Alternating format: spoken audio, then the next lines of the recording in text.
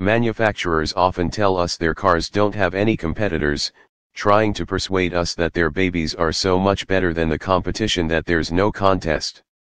But, with the Rolls-Royce Phantom, it's true. Exclusivity, refinement. Effortless performance. Stunning design. Much more tech than predecessors. Hugely expensive to buy and run. Not for shrinking Violet's front seats lack lateral support. Anyone rich enough to buy the new Phantom could have a Bentley Mulsanne instead. Or a Mercedes-Maybach S-Class, if they didn't mind the snide comments from fellow attendees at the next Bilderberg conference.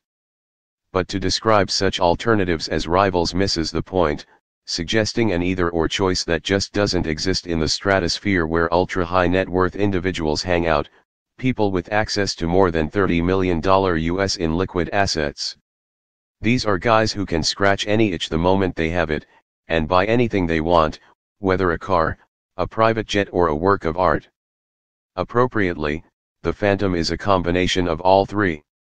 Yet, with a few notable exceptions, the ultra-wealthy aren't stupid. They are happy to pay, but demand the best. According to Rolls-Royce CEO Torsten Müller at Vos, the vast majority of the company's customers have made their fortunes rather than inheriting them, 80% are running their own companies.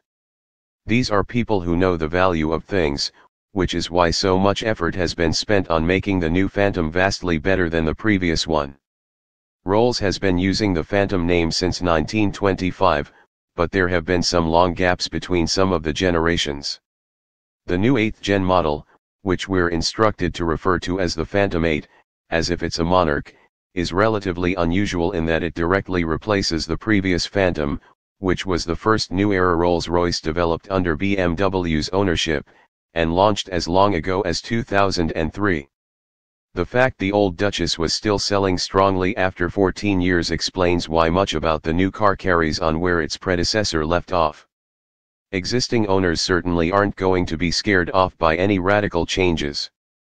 The design has been softened very slightly, with less angular styling, but it's still big on shock and awe, especially in some of the eye-catching two-tone hues the company had chosen for most of the cars taken to the launch in Switzerland. It's not got the visual menace of its predecessor, but it's still an imposing thing. Overall dimensions have actually decreased slightly, but even in standard wheelbase form the Phantom is an imposing 5,762 mm in length, with its 1,646 mm height rivaling smaller SUVs. Underneath sits an all-new platform, Rolls-Royce's own and unrelated to the BMW-derived architecture that sits under the company's lesser models. This will go on to underpin all of Rolls' future models, including the production version of the Project Cullinan SUV, but we're assured the Phantom will continue to sit at the top of the pile. While the new platform, which Rolls-Royce calls the architecture of luxury, uses aluminium, this has been chosen to add strength rather than reduce weight.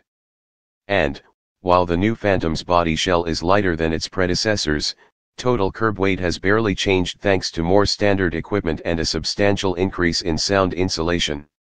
Our first experience is in the back of the extended wheelbase version, 220 mm longer than the standard car. Rolls reckons that 4 out of 5 Phantom buyers will take the wheel at least occasionally, but the majority will also have a chauffeur on call, and with the EWB likely to only be experienced from the back seat. It's properly special back here, accessed through a rear-hinged door and with ankle-deep carpeting, wood and leather covering every other non-opaque surface and with supremely comfortable multi-adjustable seats. Our test car also had a refrigerated compartment in the center console containing 2 clipping glasses and a drinks carafe, although sadly empty. The interior feels deliberately old-fashioned. The Phantom still has mechanical rotary controls for heating and ventilation rather than digital displays, red for hot, blue for cold. The instruments are displayed on TFT digital screens, but look pretty much exactly like traditional dials with round screens and bezels. Look deeper and there's more tech, a key demand from existing Rolls owners, with USB and HDMI ports hidden behind a slide-down flap. The infotainment system incorporates two screens that motor out of the backs of the front seats when powered up. These look like iPads, but aren't touch sensitive, which is going to confuse some well-heeled kids, being bossed by an iDrive turn and click controller running a Rolls-Royce version of BMW's familiar system. The rear seat is also carefully positioned to have a good view of the dashboard, where the passenger side incorporates a glass panel. Behind this, buyers can choose to put their own uniquely commissioned artwork, with Rolls happy to hook them up with artists working in everything from oil colors to textiles. Muller-Vos reckons that a well-chosen piece by an up-and-coming artist might ultimately become worth more than the car enclosing it. Once underway, the first thing that strikes from the rear seat is the absence of sensation. There's a great view out, and the reaction of pedestrians and other road users as they catch sight of the land yacht provides plenty of entertainment. But distraction from inside the cabin is minimal, unless you want it. The Phantom is almost freakishly quiet, thanks to its combination of double glazing, around 130 kilograms of acoustic insulation and tires containing noise-canceling foam. If you suffer from tinnitus, then a gentle cruise in the back of a Phantom won't create enough background volume to drown it out. Even at a faster clip on the Swiss autoroute, the twin-turbocharged V12 engine only produces the faintest of hums from the front. According to RR engineering boss Philip Cohn, the Phantom has the quietest cabin of any car in the world, a 5 dB reduction in volume over its already quiet predecessor, translating to a 75% drop in perceived volume. There are louder crypts. Fun though it is to be chauffeured, it's time to move up front. The seat position is naturally high, but even drivers of above average height will have to motor it further upwards to properly see the front of the car. The steering column lacks the range of adjustment you'd expect to find in a sports sedan, forcing a chauffeur-like straight arms posture rather than a slouch. The seat is definitely one that you sit on rather than in, and is noticeably lacking in lateral support. It soon transpires that's for a reason. You can hustle a Phantom, and it takes a thrashing in good spirit, but short of trying to escape from kidnappers, there's no reason to drive it at more than a scant percentage of its capabilities. Despite the claimed 5.4 second 0 to 100 km/h time, this is one of those rare cars that can deliver a full experience without ever breaking a speed limit, the challenge from behind the wheel being to keep everything as smooth and stately as possible. The engine is born to be mild. The Phantom packs a development of the 6.6-liter twin-turbo V12 fitted to lesser rollers, with capacity increased to 6.75 liters. Peak power of 420 kilowatts is identical to the Ghost, but there's more torque, with the peak of 900 Nm available from just 1,700 RPM and representing a 100% improvement on what the Atmo 12 in the previous Phantom could muster at the same speed.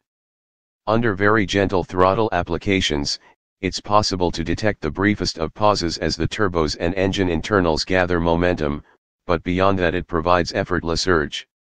The 8-speed ZF Auto has been programmed to keep the engine under 2500 RPM whenever it can, and there's more than enough low-down urge to deliver respectably brisk progress without breaking a sweat.